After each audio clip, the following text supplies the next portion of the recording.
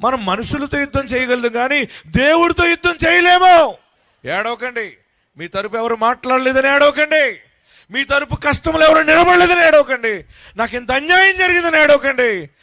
నీ పక్షముగా ఉన్నవాడు పరలోకమందున్నాడు.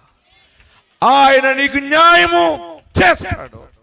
ఇశ్రాయేలీయులకి సాక్షిగా ఉన్నవాడు పరలోకమందుండి ఎర్ర సముద్రం అడ్డొచ్చే సమయంలో దిగి వచ్చాడు.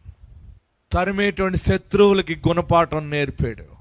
ఎవరు తరుముతున్నారో, ఎవరు నీ బిడ్డ ఎదుగుదలకి అడ్డుపడుతున్నారో, ఎవరు నీకు శత్రువులుగా ఉన్నారో, ఎవరు నీ ఆశీర్వాదానికి అడ్డుపడుతున్నారో, ఎవరు నీ ప్రమోషన్కి అడ్డుపడుతున్నారో, ఎవరు నీ బ్రతుకు తెరువుకి అడ్డుపడుతున్నారో, తరుముతున్నారో, అల్లరి చేయాలనుకుంటున్నారో, నిన్ను ఎగతాళి చేయటం మొదలు పెట్టారు, వారందరినీ దేవుడు యుద్ధము చేయటం మొదలు పెట్టాడు. వారితోటి వారందరూ వెనక్కి పారిపోతారు. గోపే